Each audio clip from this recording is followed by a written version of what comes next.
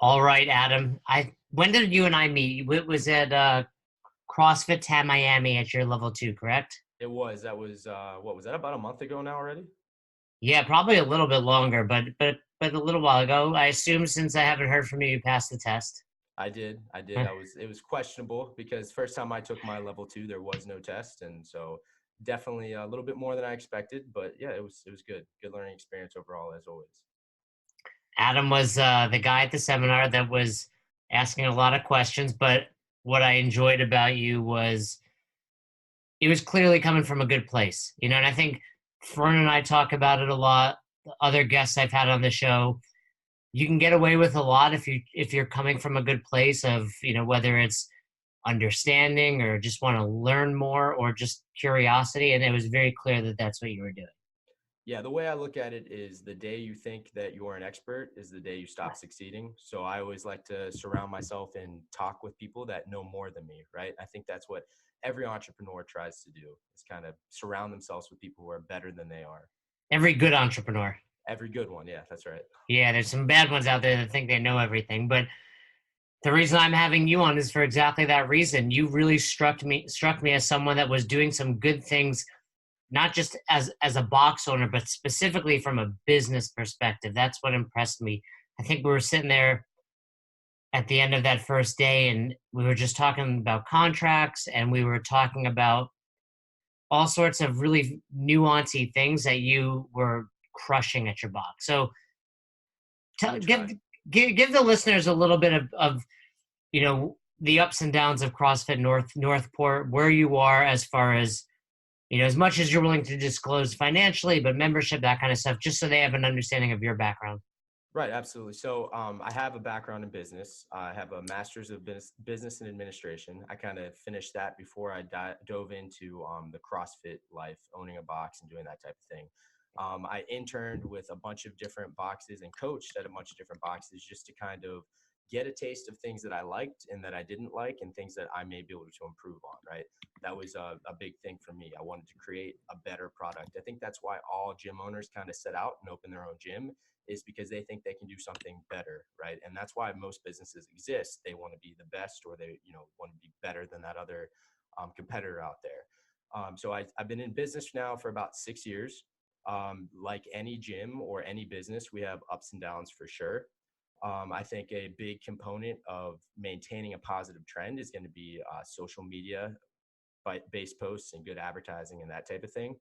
But the biggest thing is we have fluctuations just like anybody else. So I would say right now we're sitting at around 100 members. We're in a very small area, so it's not like we have a huge demographic to pull from. I know Naples is a little bit larger than we are. I know you're up that way. And demographic wise, just household income is much higher than we are. So we're kind of like the the gym that stands out the most, just because we are the most expensive in town and we do have a contract, which is rare in our area. So So, well, let me ask you, what is your membership? so for an unlimited option, so for 12 months, we're at $170 a month. And what's the Um, going rate? You're kind of on the outskirts of Orlando. no, we're down south from you, or I'm sorry, up north from you, a little bit up north. So you're familiar with Sarasota? Yes. Right. Yeah. So we're probably 15, 20 minutes south of Sarasota. Okay, so you're not too far from me. That's right. Yeah, Now, we're close. so 175, is that would you say the average rate in your area is? Man, I've seen, and I know I just met with a box owner up your way a couple weeks ago. I've seen from 145 a month, no contract, unlimited, to 135 a month, unlimited, no contract. And I think the guy that I met with from your way, I think who's buddies with the owner of I believe your old gym. I think that he said he was at 150, and that just blew my mind because 10 years ago when I got into CrossFit, and I started at, and you'll know this one, I started at CrossFit Estero Oh, many you were many down years here. ago. Oh You yeah, lived down there. Okay, I didn't realize yeah. that. Yeah, so I know a lot of guys in your area that I think we mutually have friends with. So anyway, yeah, I started there, and they were charging 150 almost 10 years ago, right? So it blows my mind the prices that I see at our local level, because there's, costs have only gone up. They haven't gone down, especially as the economy is getting better. Everything's getting more expensive. So I think it's interesting the approach that people are taking with this, because this is more of a individualized service, right? And that's kind of, that I'm buddies with Stu, and that's kind of what we discussed. Is this is more of a personal based membership, and so as prices go up, your prices should reflect that, or you're just devaluing your service, I right? sold my first affiliate in 2014, and our monthly rate was 180 at the time. Oh wow, okay, So yeah, you're absolutely right about that. But talk to the listeners. If a box owner is listening, first of all, I want to say 100 members is still very, very good. I know a lot of boxes are like we hear of the ones with 500. We hear like those are the outliers. I always tell a right, box owner, if you get to 100 members, you're like, it's like you're the 1%. right. You know, Yeah, and we Stu, sorry to interrupt you. Stu and I talked a lot about that, right? Because Jason Khalipa's model is 100 members per 1,000 square feet. That is a lot of members, and maybe in a major city. But yeah, I would say that that's tough to accomplish those higher numbers. Yeah, and you could do like stupid box math of like 100 members times this, but really, if you have 100 members and you're running your business smart, you can make a good living. You've provided yourself and hopefully one or two other people, a solid career there. What was your process to come up with that 170? That's a good question. That's one that everybody has. I think when I started off, it was much like a lot of box owners, right? I kind of didn't pay attention to the business knowledge that I had. I kind of looked at the surrounding market rates, and I knew I wanted to be higher. I will never be the cheapest gym in town, and that's for sure. I'll always be the most expensive. But I started kind of at that baseline at the time. So when I started, I don't know if how much you remember. I'm sure you do. Was back in let's see, we opened in 2013, and the economy was still rocky. It was just starting to come out of that recession that we had, and so I kind of just wanted to play it safe. And then from there, I just went up $5 a year annual increases to kind of get where we're at today. And that's the problem that a lot of gym owners have, is not doing annual increases because they're afraid of how their members are going to take it. But if you do it in small steps, it's no more than a cup of coffee, a day, or a week rather, Well, right? no, a So, month really, right. right? If it's with $5 a month. So one thing I don't want to brush over is how important is your MBA in your success as a box owner?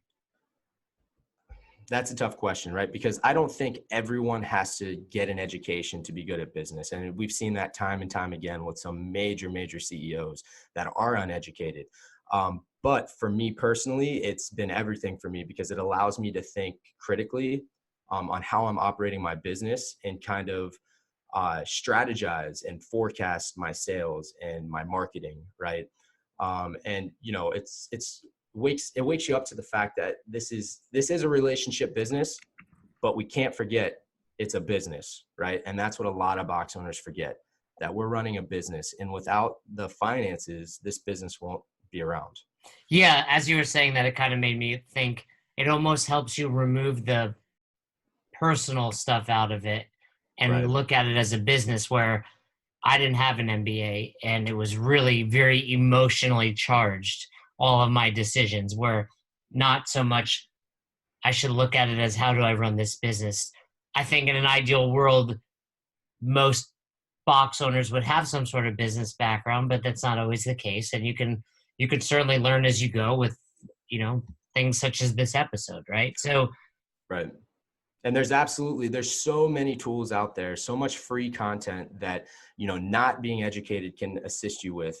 There, besides the Facebook forum, I mean, that can be a dangerous place. I see you posting in there from time to time, but it can be a dangerous place, because you have a lot of people just kind of inputting their thoughts, without having any background to do it. But there's tons of good podcasts like this one, providing tons and tons of value out there for free, right? yeah, I And mean, this and Stu's great. And I mean, all the people out there are putting stuff out, and like you're saying, be careful who you're listening to. I think it's like anything. The reason Stu is good is because he's done it. right, There's a lot of you're good because you've done it. Like you don't have to be we talk about it on a recent episode. You don't have to be the best athlete to be the best coach, but it helps if you understand what it's like to play the game. That's right. So let's talk about these rate increases. You do $5 a month. You increase your monthly rate by $5 every year, no, regardless of anything. For the most part, this is the first year that we didn't do a price raise, and which is unique because we just purchased our building in November. We typically do a price raise in January of every year. What is my logic behind not raising my prices? I don't have a lot of logic behind it. It just didn't feel right, if that makes sense. That's all right. My gut just told me. So in business, there's something called market equilibrium, and I don't know if you're familiar with it. So I figured it out with the two words you said. Okay. Yeah, I mean, I get it from the sounds Right. of it. Like you kind of put yourself where you need it to be, and if you go too far, you're gonna skew that balance, if you will. That's right. So the market in the market aspect, there's only so much the consumer is willing to spend before it starts to have a negative effect overall on the business. Now, I don't think I'm there yet, and I don't think I'm anywhere close to it. But we made a lot of changes all at once. So I didn't want to say, oh, here we just opened a brand new facility for you guys after years and years of support, and now we're going to up you again. So I don't know. It just didn't feel right for the price raise. Now we will be doing a price raise again next year in January. So it will only be $5 though. It's not gonna go up 10. So you like to go on just a set dollar amount versus a percentage, similar to, just cost of living. Yeah, it's I just want it to be small enough where it doesn't hurt people, but it brings some extra revenue to the gym. So one thing that Stu kind of woke me up to, and you're gonna hear me probably mention his name a lot because he woke me up to a lot of things, and I think it's a lot of difficult changes that box owners are afraid to make. One of those is grandfathering, right? I think I that's was something. very guilty of that. Yes, but Yeah, go and on. and I think we all are, right? Again, that goes back to the relationship kind of aspect of it. But not only that, it's historical, right? So gyms have been doing that since the beginning of time, and it's a mistake. It's a mistake that has just continued amongst gym owner after gym owner, and it needs to stop, right? Because as the economy improves, or if it doesn't improve, right, those rates are going to change, and we need to be aware of that. And just because you're loyal to a product doesn't mean that you shouldn't have that additional price increase, right? That's a big thing. Like your cell phone bill, it's going to go up from month to month, right? Cable, it's going to change after that year contract or however long of a period you sign. It's going to change based off the economy, and I think that's a big thing we need to pay attention to. Is that so? We stop grandfathering in altogether. And we do minimal price increases based off of our membership size. $5 is really enough to kind of just help bring in some extra cash flow, just to put towards equipment and other investments into the gym. So Yeah, let me take a second to talk about yeah, grandfathering. We when I opened, I believe our opening rates were $80 a month in 2007. So it's about 2011 or 12. Our rate was about 150, and I had a coaching staff, and they were still grandfathered in. And part of it was talking with Chris Cooper at the time, and part of it was my coach Kevin. He's like, I need to make more, and I was like, Kevin, look, here are the numbers, and it was his idea, and I was like, all right, you make it happen, Kevin. Like he was my full time guy. We became good friends. He made it happen, and we didn't. I tell the story. We didn't lose anybody. It was a substantial increase, but it was needed to keep the business afloat. right. And that was a tough time for you, especially because that was back in the day when you mentioned CrossFit, you almost didn't want to talk about it because it was so hard to explain to somebody, and a lot of people didn't know what it was. And today, obviously, due to the games and, just how big it's gotten, that kind of factor is gone. So it's much easier for gyms now, or even a couple of years ago versus when you started. So, Well, and it's understood what small group training cost is. I remember $80. I was embarrassed to tell people of the price. I was like, this is so much. I understand. And they were, right. but when you come 3, 4 times a week to a class of 8, it was priceless. So Absolutely. a couple of things I want to talk. We have, specific topics we're going to talk about are your contracts, but you every time you say something, I'm like, wait, I want to hear it. You own your building. That's right. So that's unique in this world. It is, and again, not to keep referencing Stu, but he's helped me out a lot. So he kind of gave me the motivation to kind of go out and do it, right? So something unique with me, and a lot of gym owners aren't going to want to live my life, right? I have one additional coach. My wife's a coach as well. She coaches very little. We have 3 kids, right? So We could dive into that. I mean, I work with my wife. I mean, that's but go on. Yeah. right. So the point is I only have one additional coach. And why is that? Every dollar that I earn, I want to continue to reinvest into my facility. And there's a lot of people that, and Stu and I kind of talked about this in our last conversation, was that a lot of, you don't own a business until you can step away, which I don't necessarily agree with that, right? He says you have a job, and it is a job, but at the end of the day, when you own your assets, and you continue to invest into those assets, that's yours, right? And nobody can take that away from you. So I'd rather work myself, a lot of classes, teach all of the classes if I have to, and then continually reinvest, because it's just better for my clients. It's a better experience. And that's what we're all about doing here, is creating a great customer experience. Well, isn't that the McDonald's model as well? Right. They just have a lot more money than we do. Yeah, I mean, but Right. but one day you'll get there, and it's like owning your own home too. You don't mind fixing the walls, putting in a new door, the garden, because you know you're investing in something that one day you'll sell, regardless of what happens to CrossFit Northport. You have an appreciating asset now. That's right. Yeah. Yeah. And not to talk, go ahead. Sorry. No, the other thing I was going to say is just looking at you, you've professionalized it as well. It appears like you're dressed up to coach. Yeah, and you mentioned that. I remember when we were at the seminar that weekend. Yeah, I came in. You had your Yeah, Lululemon shirt on. yeah, I came in with a Lululemon polo, and we have everything embroidered in with our logo. And all of our coaches wear polos. Now there are some days, granted, that somebody didn't do their laundry and they miss a shirt or whatever. That happens, but always our CrossFit attire, always CrossFit Northport attire, because it's a business, it's a brand. If you go into an LA Fitness, you're going to see something LA Fitness related on that staff, guaranteed. You mentioned coaches. Is your wife the only coach, or is she the only paid coach? No. She only comes in kind of when I need her.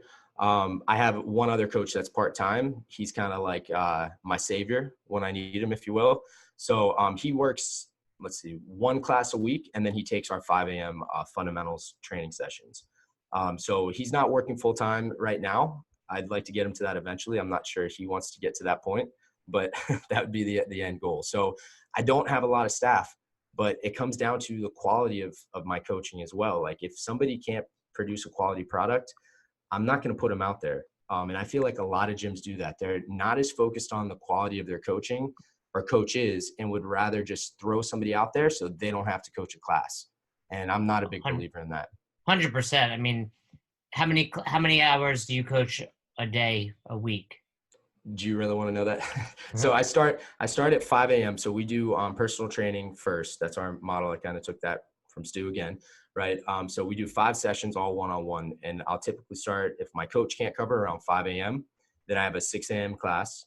Then I have a 7 a.m. fundamentals, an 8:40 class, and then a 10 a.m. fundamentals, and then 4, 5, 6, and 7 at night. And you coach almost all of those, if not pretty much all of them. Yeah, except on occasion. In the grand spectrum of the world, I'd say you got a good job, right? Absolutely. But it is a lot of hours, and you can see why. That was what I was doing when I opened, and it's like first person to get to your level 1. I don't even think they had it. I was just like, you can coach, right? And then so you see where that's happening, and I think the world of CrossFit coaches are being developed, but it's still. I mean, you were at your level 2. You see what's going on. Right. Like you see that, yeah, you leave your level 1, and if you're not getting developed, you come back to take your level 2, and you're still a really bad coach. Right. It's not your fault. You're not working on it. It would be like trying to get your MBA and not studying, not reading a book. You're not going to pass the tests. So it's impressive that you coach so much, but we do understand why people are putting in subpar coaching, and they need to work on developing them. Absolutely. Yeah. So we have a part of, I'm sorry to interrupt you. We have a part of our process for getting started as a coach, an internship process. And we actually have somebody going through it right now. And that 6 months doesn't guarantee you're going to coach at all. You have to work a minimum of 6 hours per week. And it starts off with just shadowing. You're not doing anything. You're not talking. You're just observing. That's it. Right. So we start them there, and then gradually they start to kind of increase in capacity in what they're doing within the class. but we start off really slow. It's a learning experience. I tell them straight up, like, look, this is not guaranteeing you a class. You're not going to get a membership discount just because you're interning. It's not going to happen. The value in this is knowledge, and a level 1 course, as good as it is, it's not going to be as valuable as this because it's hands-on training. It's a lot more hours than you're going to get from those 2 days, right? And so that's what we start off with. If they do well, and I put them through a stress test at the end where I slam a class and they have to finish on time, make all, scaling modifications needed for individuals, and have no problems, perfect finish. And so I'll put them through the ringer a little bit. But if they pass, then, we'll pay for their level 1 to kind of go into it. And that's probably, not probably, that's really great too. If someone is actually looking to make this a career and learn, what better way than to be immersed in it exactly as you're doing. Now, the topic I really wanted to dive into, because this is, I think you and I were sitting there and I remember talking about contracts, and, I think what happened was you told me you had contracts and I was like, yeah, but anyone can break them at any time. Have you ever sued anyone? And you were like, yeah. So, Yeah. so let's talk about that. A lot of boxes have contracts, and I say contracts with kind of quotes because they're not really meant to be upheld. Yeah, And that's right.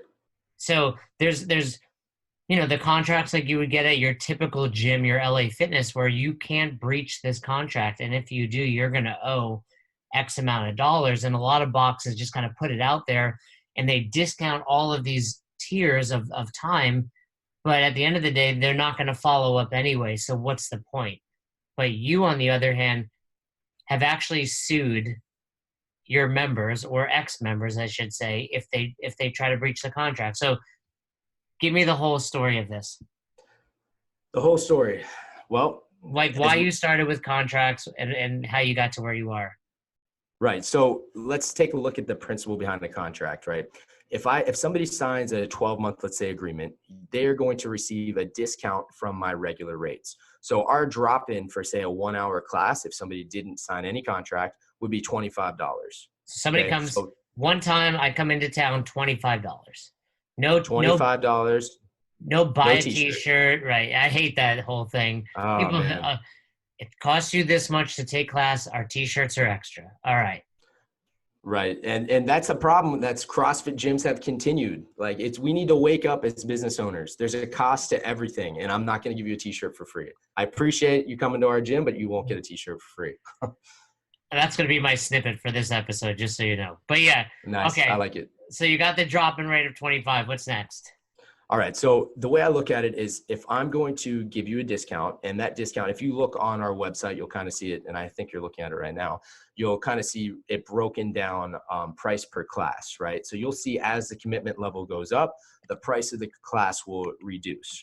And you're getting that discount. I'm devaluing my service because you're committing to 12 months, right? So a lot of people aren't going to pay our $220 a month rate for unlimited classes, which is discounted down from our drop-in rate slightly, but it's still $220 a month. We do have several people who pay that who don't want to be put into a commitment. So we're not forcing people into contracts. It's not like that's their only option is to sign a contract. That's just, if they want the best price, they're going to have to commit to it, right? So if I give somebody a discount, let's say they signed a year at 12 months, I give them a discount. Now they're getting a discounted class. If I don't enforce that, now I'm out all of that money, right? Now they've had all of those months of service. Say they had 6 months of service that was discounted, and now they default on their contracts, and now I'm out a lot more money than just the cost of the contract, right? No, so first of all, your website's beautiful. So guys, check out CrossFitNorthport.com. I don't know if you did this yourself or.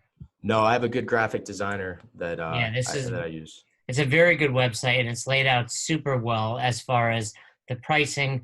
So many websites in the CrossFit world. It's like we travel a lot, and I want to figure out their schedule or this. It's like impossible to figure out. Keep it simple.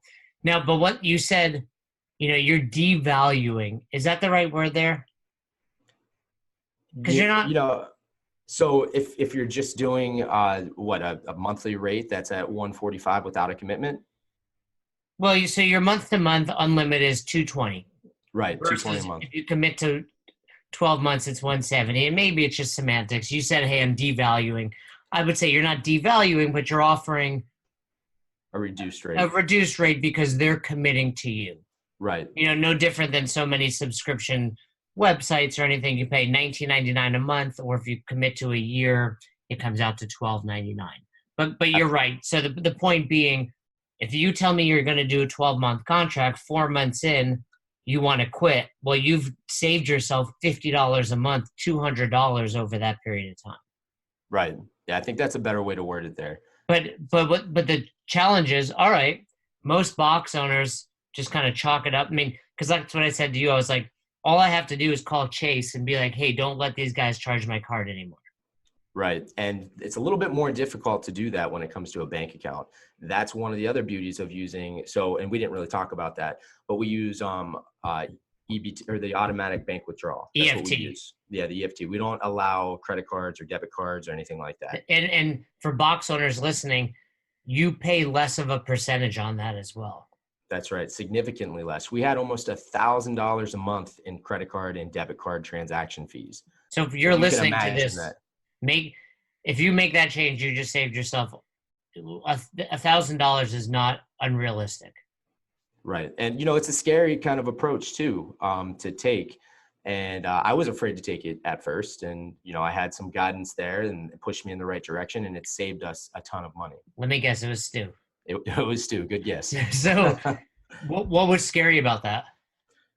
A lot of changes, right? So we did everything at once and we ticked a lot of people off. And sometimes you just have to be okay with that as a business. And a lot of corporations do that every single day, right? So what did we do all at once? We automatically stopped honoring grandfathering in prices, old prices. We stopped that, right? We allowed people to finish out their contract, that term they had left in their contract at that grandfathered rate, which we don't have to the way our contract's written. No, but that's fair. I like that. Yeah. Yeah, it's fair because, they committed to that. It would be wrong for us to kind of back away from that, right?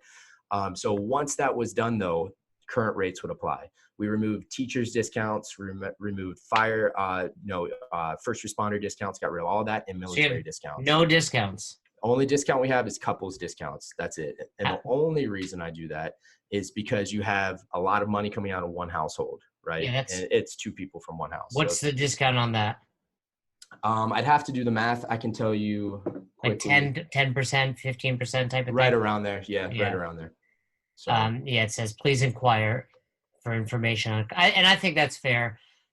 I don't think there's a right or wrong whether you want to discount LEO, firefighter, military, teachers. You can go crazy. It's like, oh, you discount teachers, but there are people, and I love teachers. My mom's a teacher. I used to offer a discount, but it's like, what about the people that are working their ass off at McDonald's that can't afford? Like, where do you draw the line? And that's a good point you just brought up, because especially with the first responders discount, we have a lot of physicians that come to our gym, and we had physicians that were mad because they weren't getting a discount and first responders were, right? And they made a good point, right? Why are first responders getting a discount when I save people every day as well, maybe in a different way? Why am I not getting a discount? And then it gets to the point where when is like enough, right? If Starbucks, a multi-billion-dollar company, can't afford to give discounts, why can I afford to give these discounts when I'm only making six figures a year in terms of the gym? Right? Yeah, and you were saying all these changes you made. I think to some extent it was like just ripping off the Band-Aid. Probably better than, hey, Adam, you hit us with this change 3 months ago. Now this change, here it is. Did you lose any members? Absolutely. Okay, I wasn't expecting that. How many did you lose? Not a lot. So we lost a couple, and we lost a couple of our original members there, right? So, and the way I looked at it, so we lost about, just to kind of touch base on that, we lost about 8 or 9 members, I want to say, which was kind of disappointing because these are people that are with you from the beginning, five years or so, right? And then they decide to leave, and you kind of feel upset about it as a gym owner and these relationships you build. But at the end of the day, they didn't see the value that I brought to the table. And if they didn't see the value, I failed on my part, or B, they just didn't care about it anymore, right? They don't care about coaching. They don't care about the facility. They just want a cheap place to work out and get a sweat on, which is cool. If they want to do that, no problem, but this isn't the place for it. That's what I was going to say. And you answered. I was going to say, well, whose fault is that? And you took the ownership, right? If they're willing to leave, it's it's mutual, right? Right. They need to see it, but I would guess even if you lost 9 people, you far exceeded that with what you brought in. Absolutely. Yeah. Those price increases and price changes made up for all those people that were lost. And then moving forward, it was just easy from the beginning. Which is goes back to what we talked about at the beginning. It's like you have 100 members, but if they're all paying full price, you don't need 200 members. You don't need, you don't. It'd be nice, right? But there's a number where, all right, I need 100 people paying full price and have. We when I did my increase, it was like we had 500 members, but some were paying 80.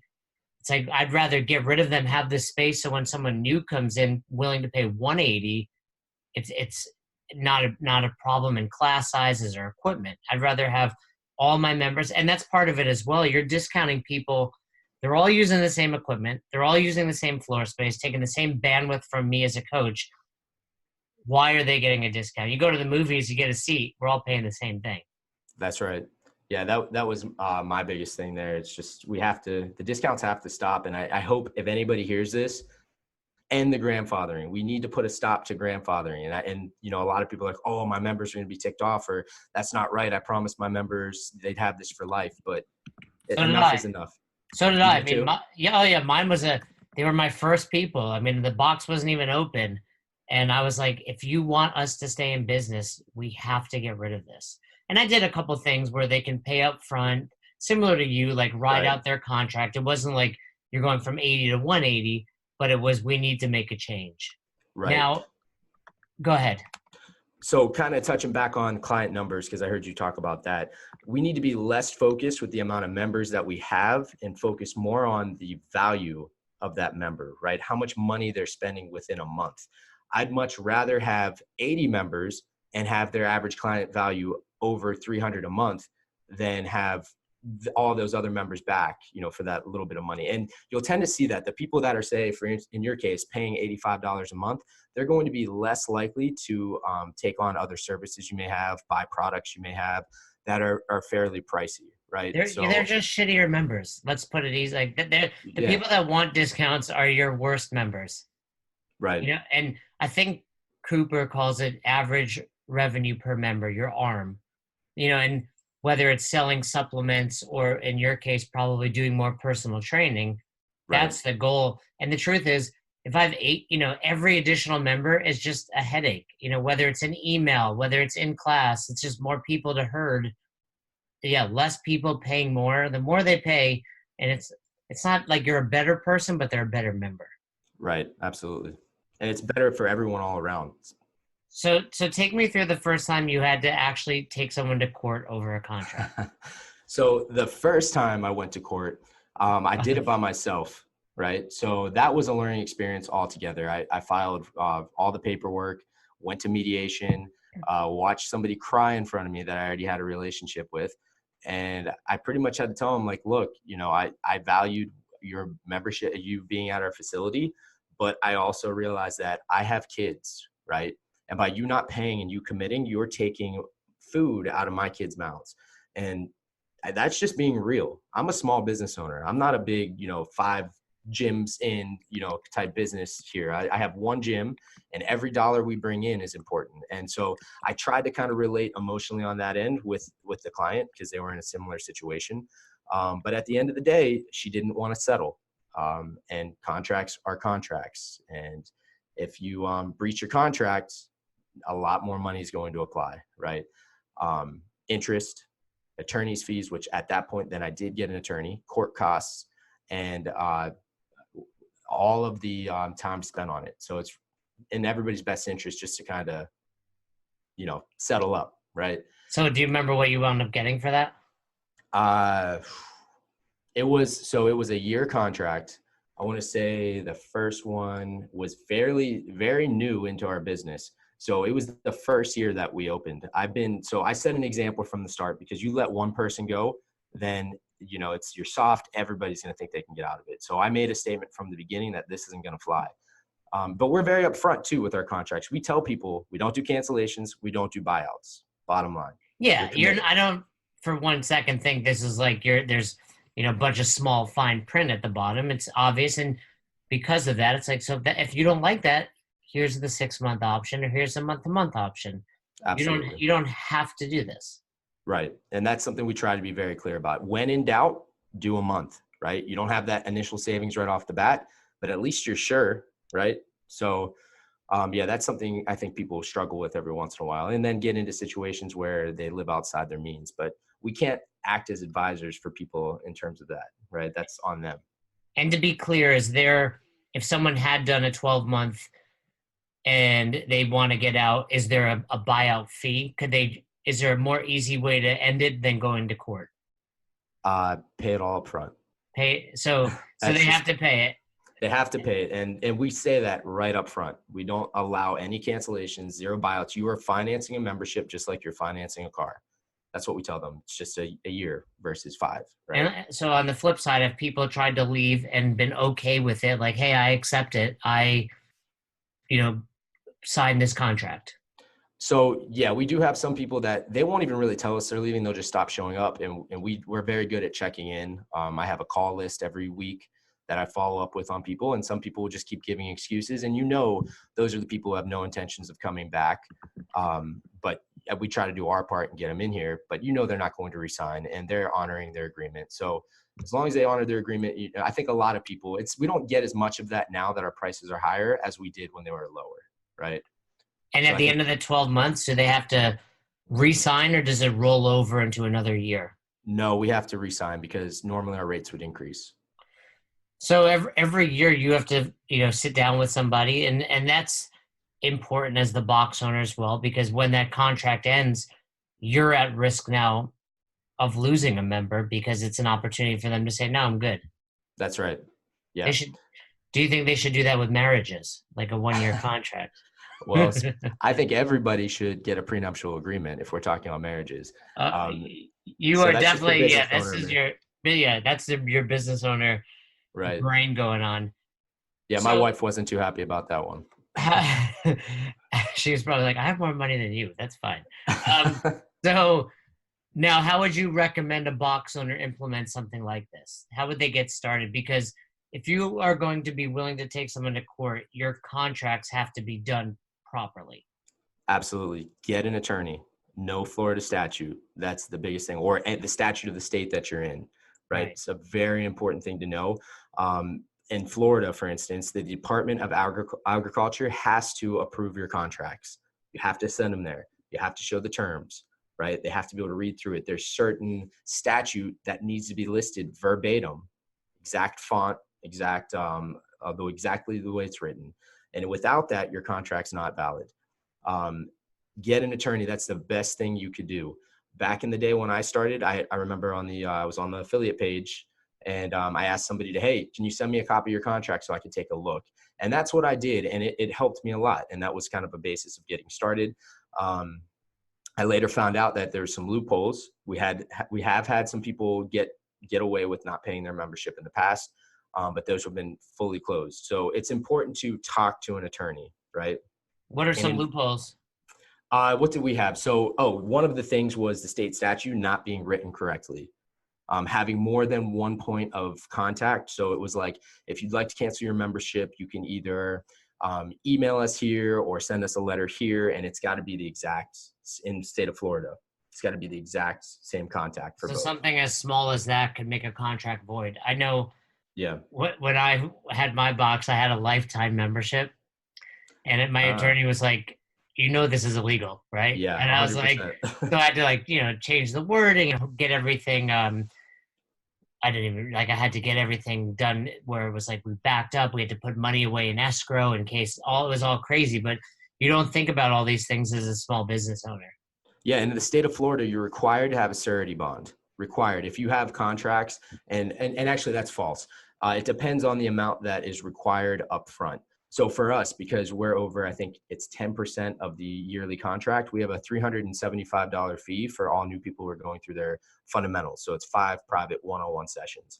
I ran into that issue where it was 10% because I used to not be required to have a surety bond. And somebody just got out of a contract because of that. Even though I didn't default, I had plenty of money in our bank to kind of back up their membership for the year. It didn't matter, right? It's because that was more than that 10 or 15% or whatever it is. I don't recall off the top of my head. down that's more than the contract price. So yeah, it's important to know your numbers, know your statute, talk to an attorney. That's the biggest thing I can say. And enforce. If you don't enforce, it's nothing. Yeah, and that was my point to people. I've done some consulting, and people talk about a contract, and I'm like, "Are you going to take these people to court?" And they're like, "No." And I'm like, "Well, why are you discounting your membership then?" That's my biggest gripe Absolutely. with it. It's not about contracts are bad. It's that if you, like you see with Adam, he's discounting his membership $50 if you sign it. So if you're going to do that, make sure you're willing. I think there's nothing wrong with what Adam's doing if anyone's listening. Some people are going to listen and be like, this guy's a dick. Oh He's yeah. not. He's a business owner. And if you're not willing to do what he's doing, you're probably not ready to be a business owner. I mean, and That's right. granted, there's box owners, I'm sure, listening. And I'm telling you, like, this is how your box can be successful. This is how you guarantee your box is successful in 10 years. It's, you might be doing well right now. Are you going to be one of the CrossFit affiliates thriving in 2029? Right. That's the key to it. I think we need to start a new hashtag, bring back the contract. I think that's what we need. Bring back the contract. I like it. Has anyone gone through all this and then just left you a terrible review online? No, but here's the thing. If they leave a review and it is false, now that's a whole different lawsuit.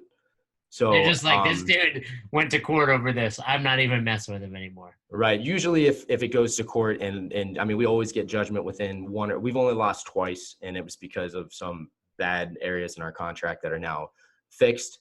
But yeah, I mean, if we're going to go to court, they see I'm not playing around, and that's not me trying to be a dick. Right. And I know some people listening will probably think, oh, he's a dick. Like you said, I'm a business owner and I have 3 kids, right? I want my business to be around the next 30 years. Whatever that future will be 30 years from now, I want it here and I want to continue to grow.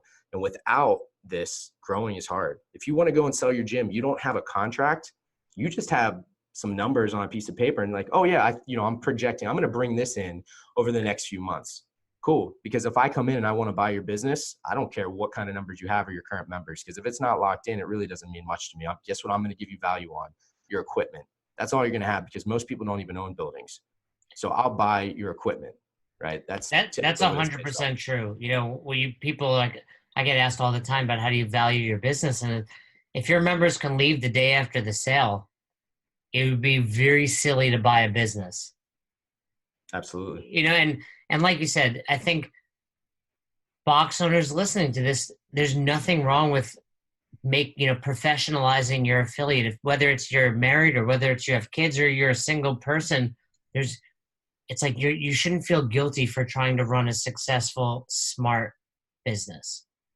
And we do this, I think we all do it because we love it. You have an MBA, you're training people at 5 a.m. because you're passionate about helping others, but you can be both. You can enjoy helping others and also enjoy making sure your kids, are fed.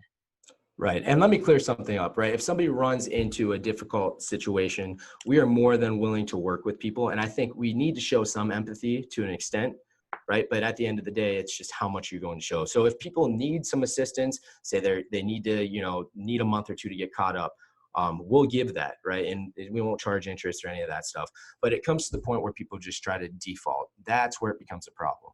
If you default, if you don't let us know what's going on, we can't help you. And by that point, we're getting hit with fees for bounce checks, or what it is. And now we're going to have to pass that on to you. And now it's become more of a problem. So I think you need to have a balance for sure. I think you need to show you're willing to work with people, but don't be afraid to enforce.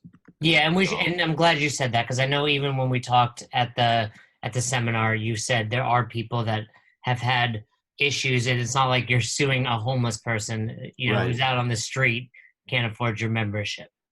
Anything else? I mean, I think the 3 nuggets that we've talked about is ending the grandfathering out of memberships, switching over to an EFT versus credit card, and charging a fair amount for a drop-in fee. It doesn't have to be 25, but it has to be, this is your payment to be in this class. Anything else is additional. Any other tips you would give to an affiliate owner? And I'm sure you have I was going to say, I'm sure you have a ton, but any other good one? We'll go about what you were going to say. Absolutely. We'll keep it short. Continuous improvement. That is the biggest practice that we can have, not only in our business, but in our lives, right? Always try to continue to improve your service to your clients. We do it all the time. I'd rather invest into my facility to create more value for my clients. That allows me to justify charging more also. But I'm always reinvesting. I'm always figuring out ways to improve. And you can do that a lot of different ways, right? With equipment that you're providing in the gym, your cleanliness, the cleanliness of your gym, which is a huge factor that people neglect. Little things like we have towel service at our gym, something small, but it's something people appreciate. Always look to create more value, especially when you're going to start increasing prices. You want to see the value there. And coaching is an important aspect. And, we pride ourselves on being good coaches, but I think every box owner does that.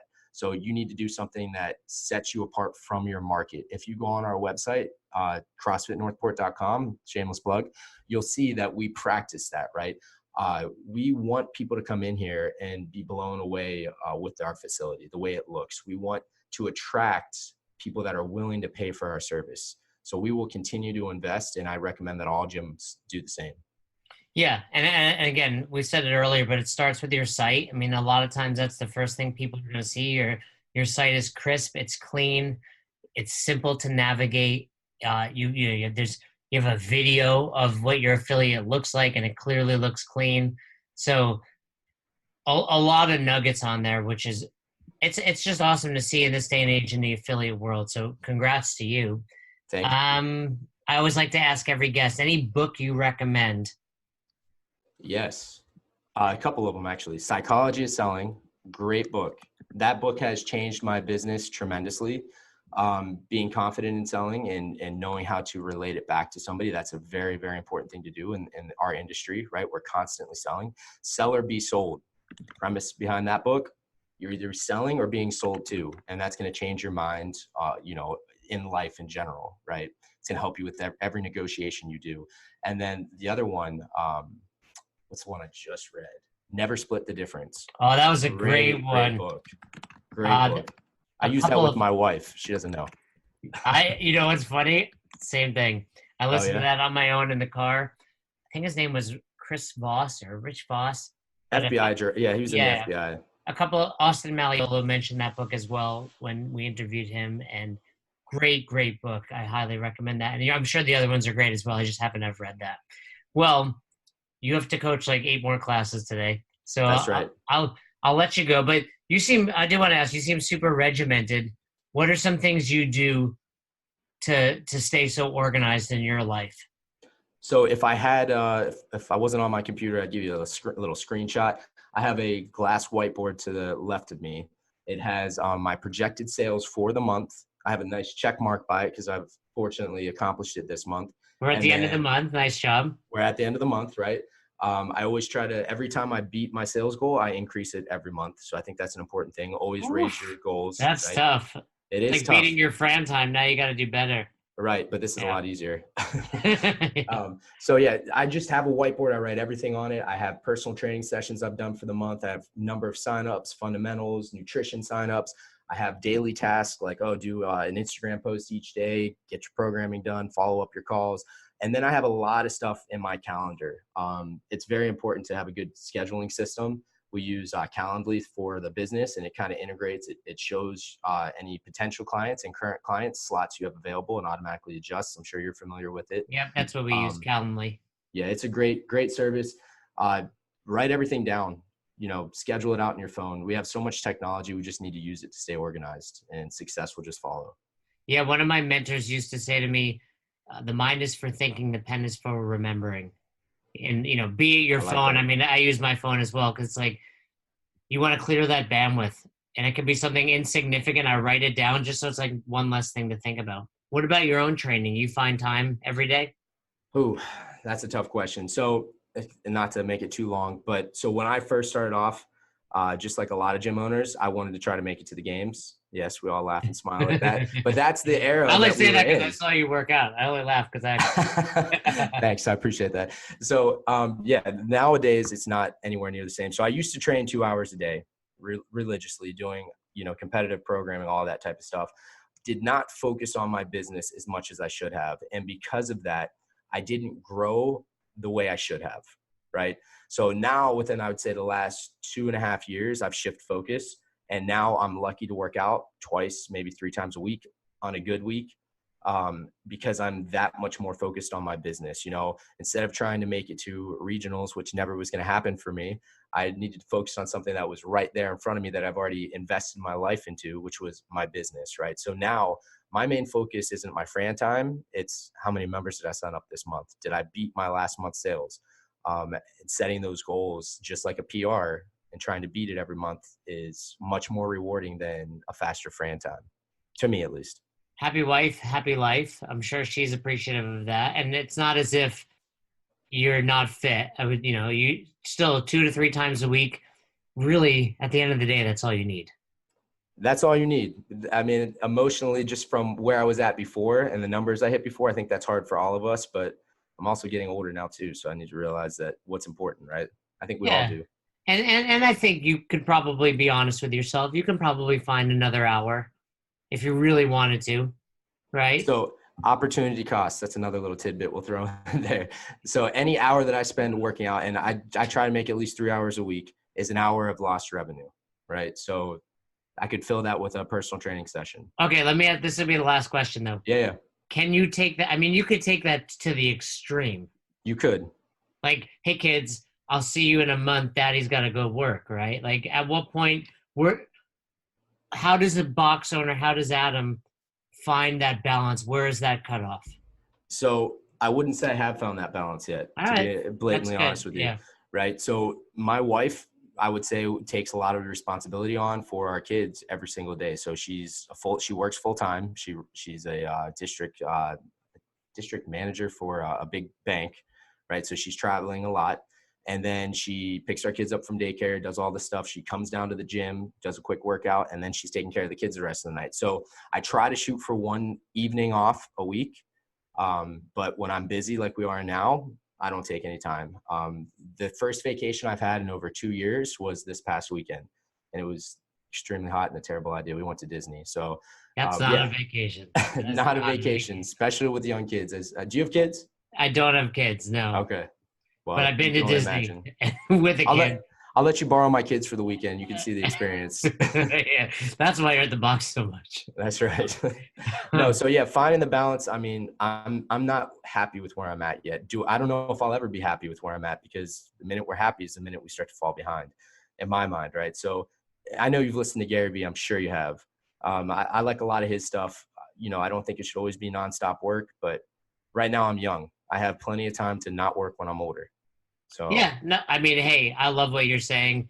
I think, you finding some balance would be great. But I also, hey, for 10 years when I owned my boxes, I was the same way. It cost me plenty of relationships, but I wouldn't be where I am today. And I think you're doing it right. And it's awesome to see. I hope everybody listening really benefited from this. If I were a box owner, I would have been taking notes. So I think that's some really great stuff we put out there. Well, I appreciate you having me on here. It was a pleasure. Just for people listening, check out the site, CrossFit Northport. What's the Instagram? At CrossFit Northport? That's right, at CrossFit Northport. And do you have a personal one? Yeah, but we're not even, I don't even use that thing. So yeah, I'm pretty much on our page. And yeah, because you have some great stuff. So they can email you right off. I think your phone number was on there as well. So if they do have specific questions, you can always reach out. Yeah, that goes directly to me. It's a business line, but everything, goes right to me. One other thing, just want to add in there real quick. I know we're short on time. And this is kind of what happened with that box owner from your way that came down. Automize everything. Automation is key right now. It's key. If you want to run a business and you're short on staff and don't have a lot of staff like me, automation. That's where you guys need to be at. That's the best thing I think I could recommend for anyone. Probably a lot of what you listen to, I listen to. It's eliminate, automate, delegate. And I'd say one thing to throw on top of that is too many people automate things that should be eliminated. Right. So eliminate, and then you should be automating everything. Right. Good stuff, Adam. I really appreciate it. This was great. Yeah, I appreciate you having me on. Maybe we can do it again sometime about a different conversation. I'm sure we can have you on numerous times and not run out of things to talk about. We just have to find time in your day. I'd rather you work out during this hour, but that's fine. 3 hours is all I need. Well, thank you so much, Adam. Have a good rest of the day. You too, man. Take care. Improving your life or achieving your goals can sometimes feel like climbing a mountain, On the Tiny Leaps, Big Changes podcast, host Greg Clunis gives practical tips and advice to help you build momentum towards accomplishing the seemingly impossible. Each episode provides research-based strategies or firsthand experiences on topics like mental health, fitness, nutrition, finances, career, and relationships. You can listen to the Tiny Leaps Big Changes podcast on Spotify or wherever else you listen to your favorite podcast. Thanks for listening to Best Hour of Their Day. If you haven't heard about Anchor, it's the easiest way to make a podcast. Let me explain. First of all, it's free. How cool is that? There's a creation tool that allows you to record and edit your podcast right from your phone or computer, so it becomes super simple. Some of these episodes with Fern or Todd or myself chatting with one another, we've done right within the app itself. Anchor will make it easy to distribute your podcast to all platforms, Spotify, Apple, and many more. And you can make money from your podcast with no minimum listenership. It's everything you need to make an awesome podcast in one place. All you have to do is download the free Anchor app or go to anchor.fm to get started today. Thanks again for listening to Best Hour of Their Day. We hope you enjoyed this episode. And if you did, one more time, please leave us a review on Apple Podcast and send us any feedback you have to @besthouroftheirday on Instagram and besthouroftheirday@gmail.com if you want to shoot us an email. We appreciate you. Thanks again. Have a great rest of your day.